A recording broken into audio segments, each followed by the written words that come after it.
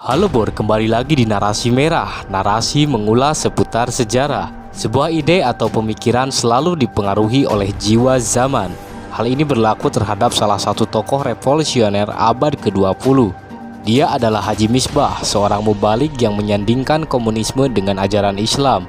Misbah memiliki posisi yang unik dalam sejarah Indonesia. Namanya kerap disandingkan dengan Semaun, Tan Malaka, dan tokoh-tokoh kiri lainnya. Sementara di kalangan gerakan Islam namanya nyaris tak pernah disebut karena ia berpaham komunis. Haji Misbah lahir di Kauman, Surakarta pada tahun 1876.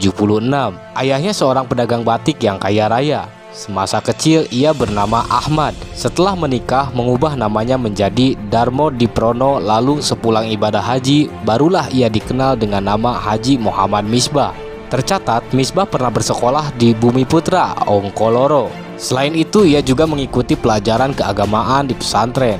Lingkungan pesantren telah mempengaruhi pemikirannya mengenai keagamaan hingga ia menjadi seorang mubalik.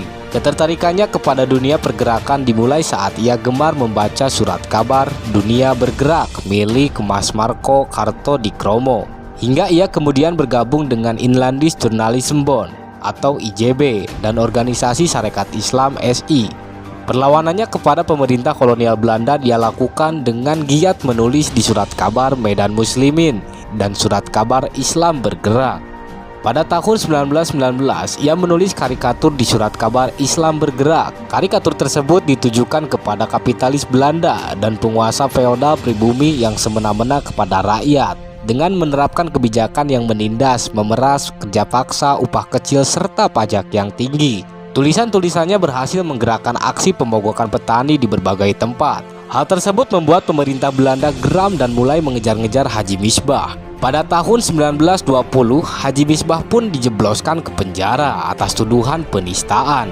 Selama di penjara, dia banyak berkenalan dengan tokoh aktivis ISDV, yang mana merupakan organisasi embrio PKI. Dari sana ia mulai mendalami ajaran Marxisme atau komunisme. Hal tersebut berdampak kepada hubungannya dengan organisasi Islam pembaharu menjadi kurang harmonis. Bahkan ia menyebut Muhammadiyah sebagai kapitalis muslim.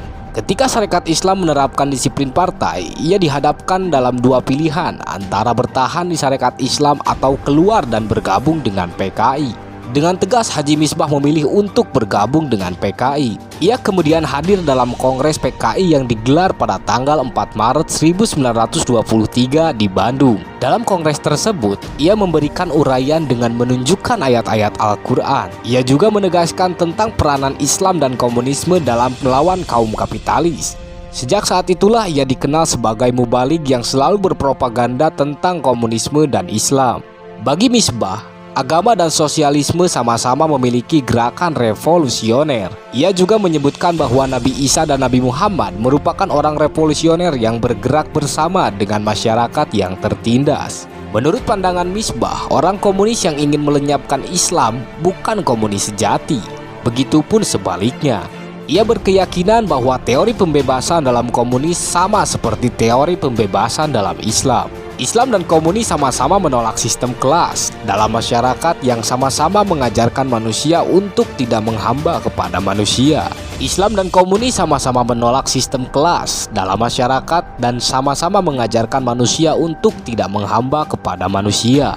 Sejak saat itu Haji Misbah dikenal sebagai seorang propagandis PKI yang efektif dalam melawan pemerintah kolonial Belanda. Pada tanggal 20 Oktober 1923, Misbah kembali dijebloskan ke penjara dengan tuduhan terlibat dalam aksi-aksi revolusioner, yaitu pembakaran bangsal, penggulingan kereta api, serta pengeboman dan lain-lain.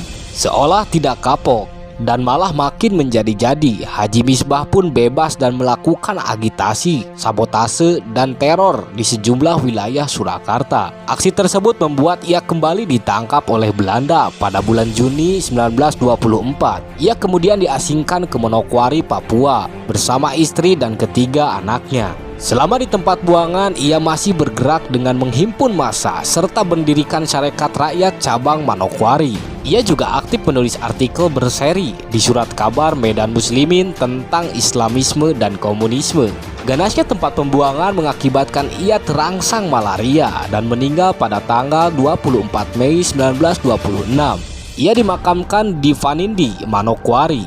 Nah, itu dia Bor, kisah Haji Misbah atau Haji Merah, tokoh kontroversi yang mengorbankan seluruh hidupnya untuk pergerakan. Bagaimana menurut kalian? Jika kalian ingin berpendapat, silahkan tulis di kolom komentar. Salam jas merah, jangan sekali-kali melupakan sejarah Bor.